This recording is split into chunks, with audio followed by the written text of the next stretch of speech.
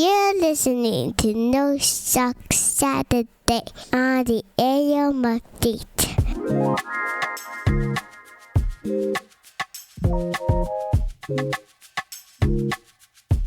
For the first time in many a moon, it is time for another edition of No Suck Saturday, the show, the program that we hope brings a little bit less suck to the news cycle each and every week. In case you forgot, I'm Aaron. You hear me on the channel all week on the AM Update. She is my beautiful wife, Bella. And we bring you this program airing. That's not really, that's kind of an old-fashioned term. Let's just call it streaming on Saturday mornings. Hopefully that's when it's designed to be listened to as you're listening to or drinking your Saturday morning coffee. Hopefully you're not listening to your coffee. If so, I want whatever you're having. And I'm sure it's not coffee. Bella, how are you? I'm good. How are you? Doing all right. We had a good Christmas vacation together, and it was good because we did pretty much nothing. Yep. We just kind of the best. Spent time together with the family. We watched lots of movies. We actually got outside quite a bit as well. It's been a really mild winter, so it was good to be off. It's been good to be on hiatus for a while, although we did miss all y'all. We are back with 5 stories we think don't suck. We've got another part of our book study and C.S. Lewis's Mere Christianity that we're going to be looking at as well. But first, we want to talk about this.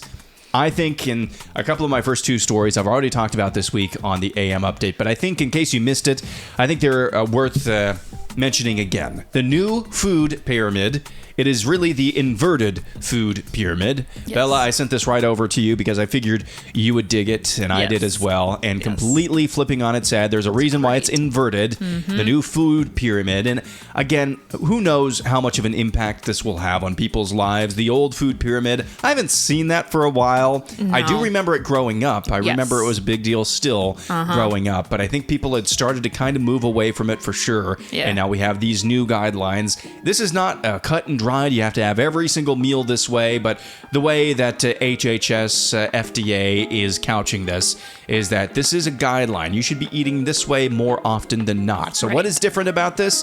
Prioritizes protein first, dairy, and healthy fats. Those healthy fats things, those have been demonized for generations now. Fats of any kind, demonized for generations. It is also encouraging fruits and vegetables. Those are the things they say you should be eating the most of. Love that. The things you should be eating the least of, though you still should be eating them, whole grains. Yep. Nothing, though, about processed, starchy food on there. So I love this new plan. Something that I love even more. Have you actually been to realfood.gov? No. So this is something, if it were weaponized for messages and things that I think are evil and wicked, I would not like very much, but I do love this. There's something called the National Design Office. Now, I'd never heard of this until earlier this week. The National Design Studio,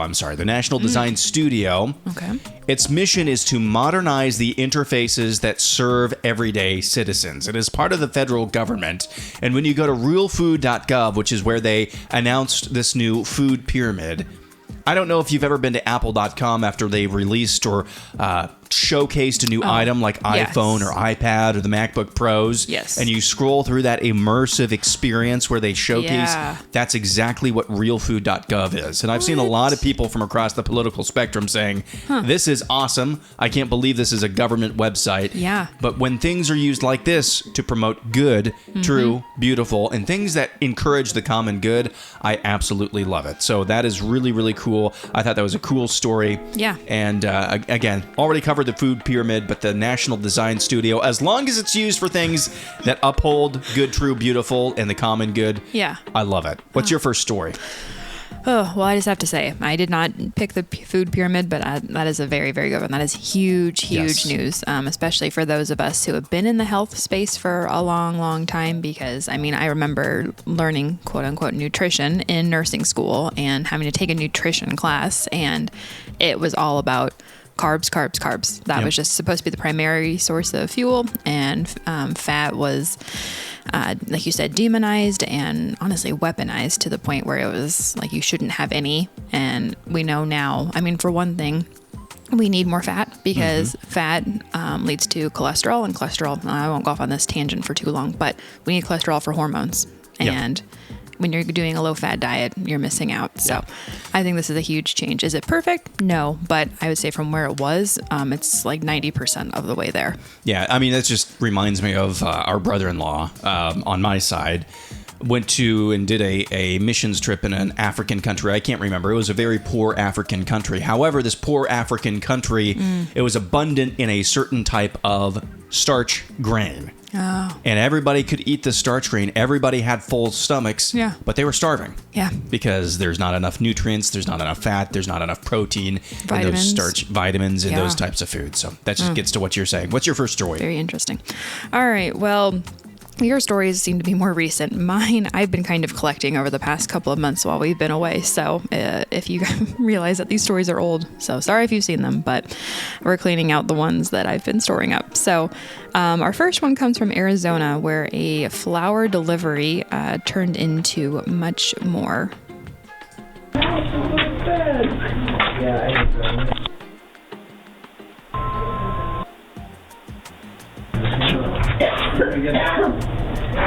We can't answer the door right now, but if you'd like to leave a message, you can do it now.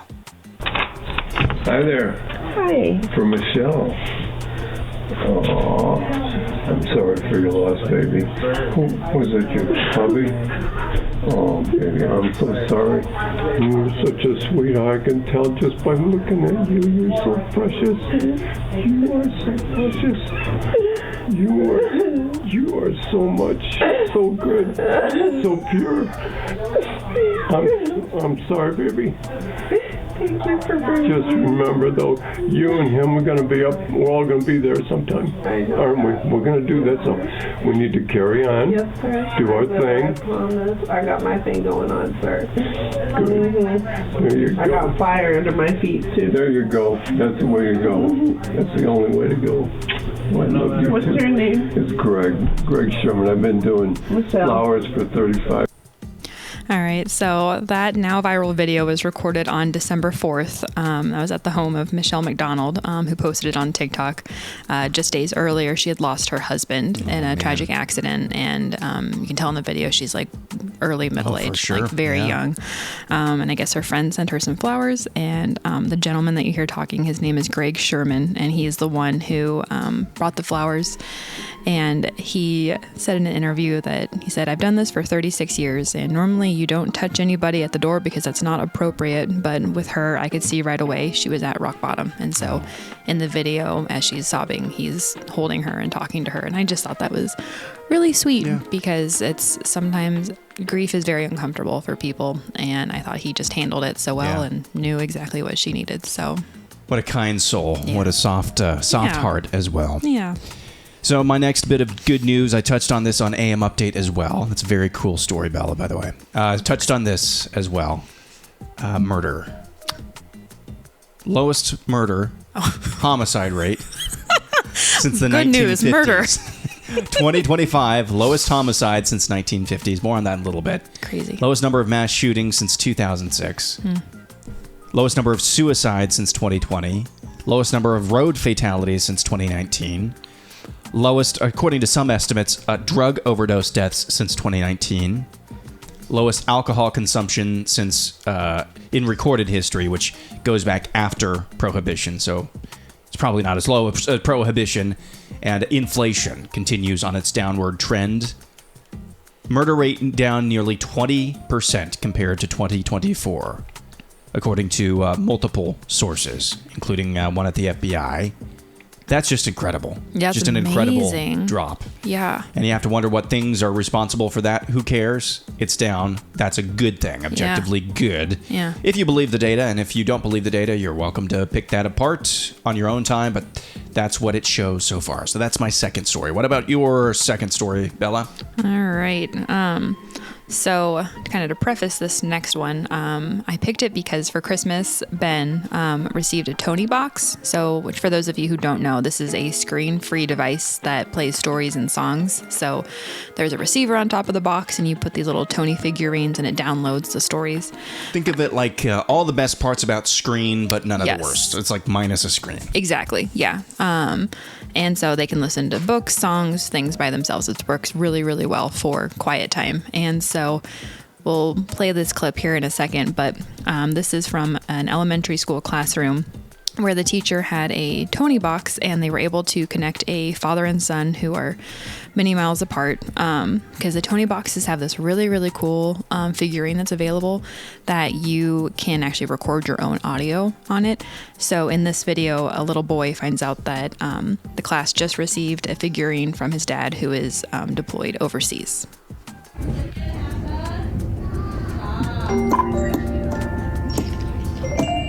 Oliver. Yay! You ready? Oliver's daddy is reading a Dr. Seuss book to us from his deployment. Oliver, what's up, big dog? He called me a big dog. He called me a big dog.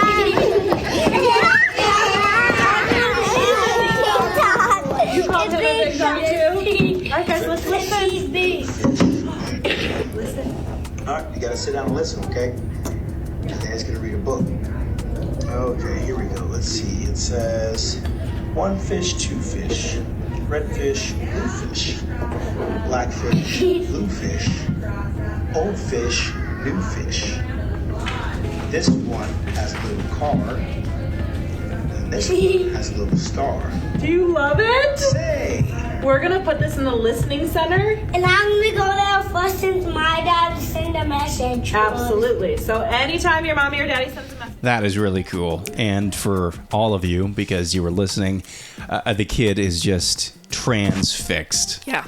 He is so happy to hear his dad's voice, especially because he gets all the attention in front of the class, and that's kind of special as well. Yeah. But you can totally tell that he is into that gift. The Tonieboxes are really cool. I thought they were kind of novelty at first. I heard grandparents were getting one for Ben, and I thought, okay, that's cool. I thought they were kind of novel, but the more I thought about it, they are really, really cool in that, like I said, it's all of the best parts, all of the things you like about screen time, and none of the stuff you don't like the actual screen itself. Yeah. So that's really cool, and now I have an even higher opinion of the Toniebox after seeing that. Good stuff. Yeah.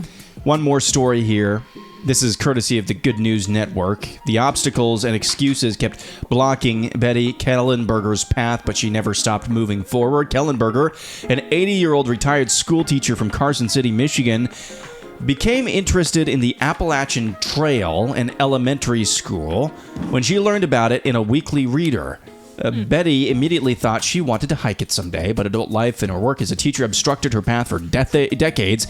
Even for young people, hiking the entire Appalachian Trail is grueling. It's a multi-month endeavor. The trail runs through 14 states, as I'm sure you know, from Maine to Georgia, from Georgia to Maine, whichever way you want to go. 2,200 miles long, filled with rigorous climbs and rocky terrain, and a whole host of environmental challenges. Finishing the entire thing is a daunting task that many people attempt to cover but never finish. Betty, though, wanted to do the whole thing. She told AARP, I remember thinking, how long do you think you have to think about it? You know, I'm pushing 80.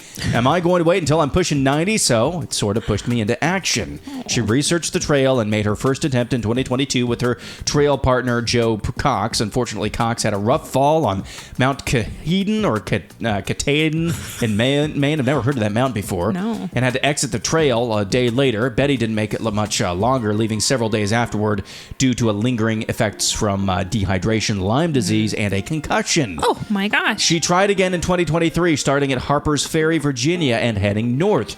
Betty made it all the way to Massachusetts, but had a bad fall and forced her to abandon the adventure. Then she had knee replacement surgery and learned the sad news that Cox, her old trail partner, had passed away. Betty became determined to finish the trail in his honor. She started Harper's Ferry again in 2024, this time going southward.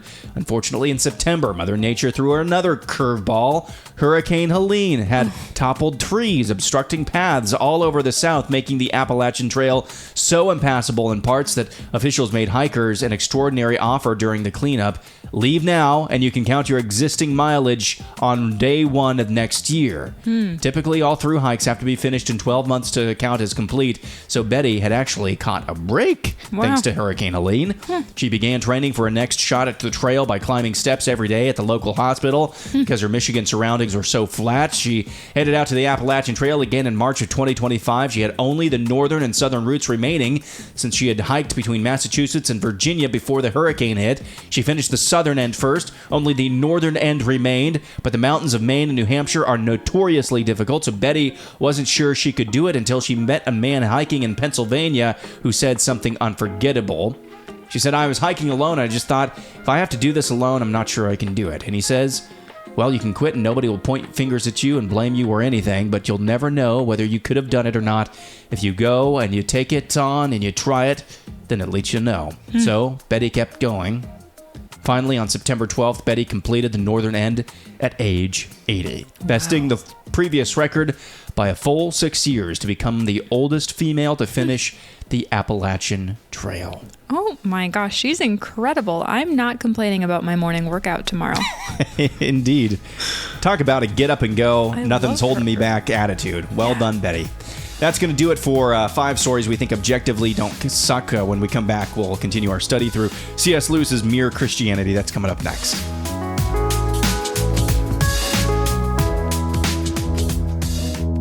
This is No Suck Saturday. We'll be right back. The Christians are right. It is pride, which has been the chief cause of misery in every nation and every family since the world began. Other vices may sometimes bring people together. You may find good fellowship and jokes and friendliness amongst drunken people or unchaste people, but pride always means enmity. It is enmity. It is not only enmity between man and man, but enmity to God. This is the chapter entitled The Great Sin. You'll recall, back in the chapter on sexual morality, C.S. Lewis very, very pointedly remarked that sexual morality is not the center of Christian morality. It is this issue, as C.S. Lewis says, the issue of pride that is the center of Christian morality. And I love the way that he points it out at the very beginning. It's something that only the Christian is conscious of, and only the Christian will be able to point to and point out in himself. But it's something that everyone is aware of, Christian and non-Christian alike. The non-Christian, however, will never see it in himself, but will always see it in others. Let's start with this question. Lewis writes, "Pride leads to every other vice. It is the complete anti-God state of mind." Why does Lewis call pride the chief sin?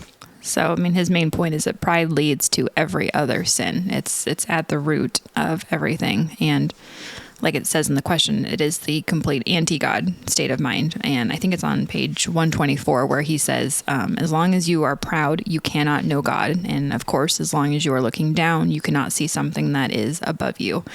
And then, because pride puts us in competition with other people, and that's his other main point. But more than that, it puts us in competition with God, whereas salvation shows us, and, just how small and insignificant we are, we feel so prideful for our meager accomplishments, which isn't the worst sin, as he points out later. But as a result of doing so, we put ourselves above other people all the time. And his other point is that this comes directly from hell. And it's subtle. It's irrational. Yes. I want to get into that later, but go ahead. Sorry. Yeah. No, it's subtle and it's deadly. And, like he says, it's a spiritual cancer. Yes. Just eating up the very possibility of, I think he says, like love, contentment, and common sense. I thought that was such a great point because it does. It's just at the heart of everything. Yeah. Yeah. Saying it's irrational is my word on this, and I want to talk about that a little bit later. Let's get to this question as well. Not everything that goes by the name of pride qualifies as sin. Why isn't pride in being praised by others or taking pride in another person a sin?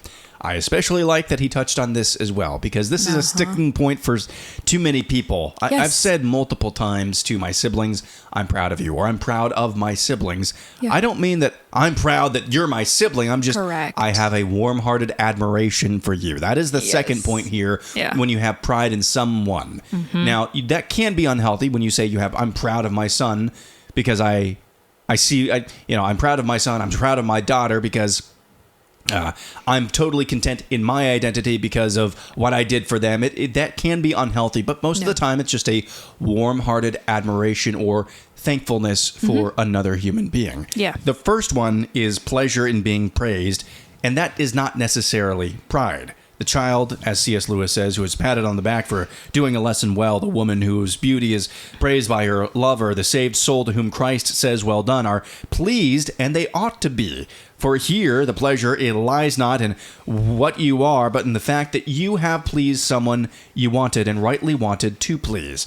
The trouble begins when you pass from thinking, I have pleased him, all is well, to thinking, what a fine person must I be to have done it. That is a sticking point.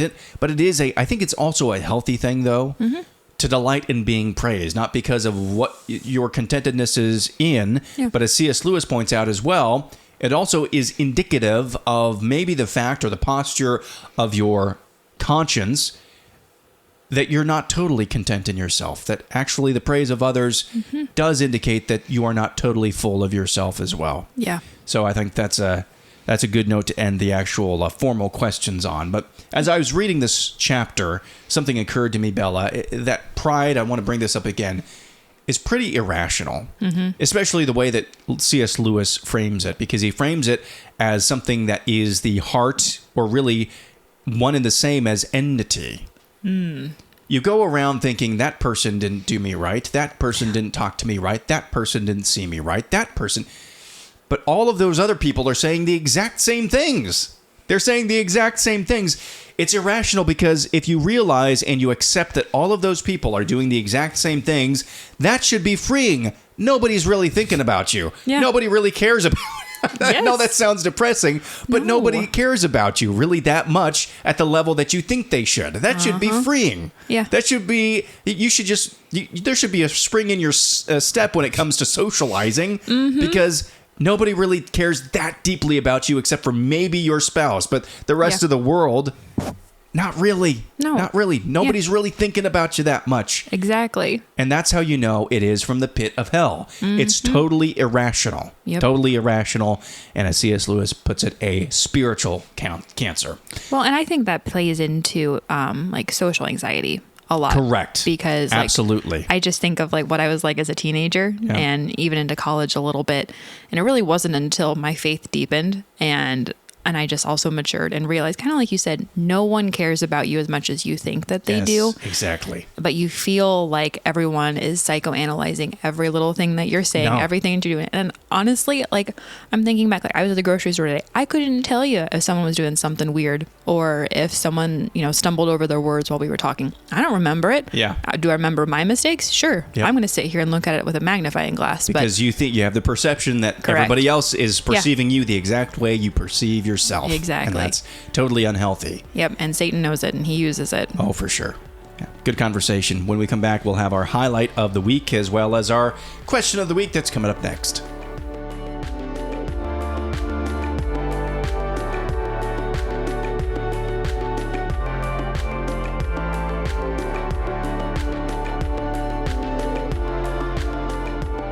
Back for one final segment on the return of No Sucks Saturday. I'm Aaron. She is Bella.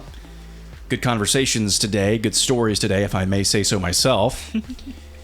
Let's talk about our highlight of the week. This one is pretty easy for me. It is spending time 2 weeks on end with my family at home. Unfortunately, missed the in-laws, your family's Christmas. We missed you. And your sister was there, and I missed you guys as well. Had a work trip. I was out of town. Just happened to be the same Saturday that everybody could get together. Hopefully, we won't miss it next year. But the rest of the time, got together with my parents one day, and The rest of the time, we were pretty much at home doing stuff together, doing stuff kind of separately. Kind of sometimes I was off doing errands by myself. Sometimes I had Ben with me. Sometimes we were all together. We got outside together. We just did a lot of stuff together, and that was fun. One thing that is particularly fun is always have fresh stories of the darndest things that kids say. Oh, yeah. And Ben is on a roll these days. He's on a roll these days. Gosh. Abby still has some skin issues. And sometimes she likes to itch a little bit more than she should. Yes. And one time at supper, she was itching an area that she just needed to lay off a little bit. A lot of it is psychological at this point. I would say like 90%. 90% of it is psychological with her. Yeah. And I had to use my daddy voice. And I said, Abby, stop itching. And Ben looked at me completely straight face. Hey, that's not very nice. The way you say, Abby, stop itching. I totally tried to mimic the impressions. It was so good. I had to explain sometimes daddies and mommies have to use that voice, have to use that tone to get little boys and girls' attention. Yep. So, hey, that's not very nice the way you say, Abby, stop itching. So that was my highlight. How about you? That's really good. My highlight, honestly, I just want to take a second to say thank you to everyone who's reached out these last couple of months. Aaron talked about it on his day job and on the AM update that we had a miscarriage back in November, and not our first rodeo. We've been through this before, but this one was particularly challenging. And Aaron read a lot of the tweets and emails and things that people sent in sharing their stories and just saying they were praying for us. And I just wanted to say what a blessing those things were. Yeah. It was very uplifting and very encouraging. So thank you for everyone who reached out and has been praying for us. We really appreciate it. We've had a good healing journey, and it's been great having Aaron home over break. That really, really helped. But yeah, thank you to everyone who reached out to us. We really appreciate it. Ditto. It's been, sharing your story is always helpful, no matter how specific it is. But there was somebody who shared their story. It was just a 1-to-1 match, and it's always helpful, especially amongst believers, to share those burdens. Even if it's just sharing your story, even if you don't feel the burden yourself, that does help. So we appreciate that. Yeah. Well said, Bella. Let's get to our question of the week, which is... All right. What is an obscure or just like maybe not quite as popular movie or video or something that you quote pretty often? Oh, man. I used to... Well, I think there's one that we both quote. Yeah. We didn't even make it through this movie. We made it almost to the end. Do you remember? Which one is this? The Interview. Same, but different. Yes. It's, what's his face? The same guy from Disaster Artist. James Franco and his fat friend. Seth Rogen. Who's now super skinny. Oh, yes. He's Mr. Ozempic He's now. very scary looking. Yeah. And isn't Jonah Hill in that movie as well? Yeah. So for those of you who... I'm sure a lot of you have seen The Interview. This came out almost a decade ago. Yes. And it was supposed to be a big theatrical release. And the entire premise of the movie is just panning Kim Jong-un. It's panning Kim Jong-un. I think that one of the characters is Kim Jong-un. Correct. Yeah, it's just a direct... It's not... There's no wink, winks, nod, nods. Yeah. That really pissed off the North Koreans. Yeah, they didn't like that. And they hacked Sony, who was Sony Pictures. Yes. And so Sony never actually did the theatrical release. They sold it to Netflix. That's the backstory in this movie. And so Netflix still has the rights to this day. Anyway, crazy. It's a pretty funny movie. It's a typical Seth Rogen, James Franco movie. But there's a moment in there where James Franco's character, who plays this intrepid kind of talk show host, gets the big scoop interview with Kim Jong-un, gets to go to North Korea to interview Kim Jong-un one-on-one. He steps off the airplane and he addresses this throng of people who's there to greet him, these North Koreans who are there to greet him.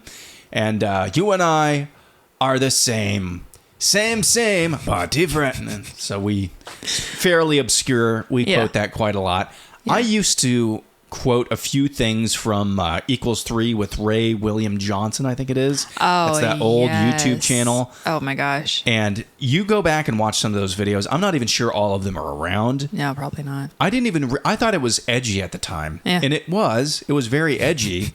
I didn't realize the way in which it was edgy. Really? And I don't think I appreciate it for what it was. There's a lot of stuff that would get Ray William Johnson absolutely, not just canceled, probably ending up in a ditch or at the bottom of the ocean. Yikes. When it comes to certain mobs that I cover on the AM update Yes. on a day-to-day basis. So I used to quote stuff from that before, but the one that popped in my head that's specific that I could name is The Interview. What about you? Those are good. For videos, I mean, I think of like all the Cody Co videos that my sister and I used to watch, and I've now forced you to watch, and she's made her husband watch. But movie-wise, I mean, it's not really obscure. It's just older, which is crazy. But it's My Big Fat Greek Wedding. That was like my favorite movie growing up. And honestly, it still is. It's a comfort movie. But yeah, my sister, my mom, and I can pretty much recite that whole movie. It's one of my favorites. Very nice. Well, good to be back. Next Saturday, we're going to have another edition of Ask Izzy, Ask a Nurse Who Knows. Anything about medicine, anything about... I thought you were giving me a weird face. I thought that was for the first of the month. Well, never mind. We're not doing Ask Izzy next week, I guess. Even though it's the most popular segment probably on this entire channel. Oh, my. We'll wait again until next month. Goodness. We'll be back next Saturday, God willing, with another 5 stories that do not suck. For Bella, I'm Aaron. Have a wonderful weekend. Weekend review tomorrow. AM update on Monday. Catch you then. Thanks for listening to No Sucks Saturday.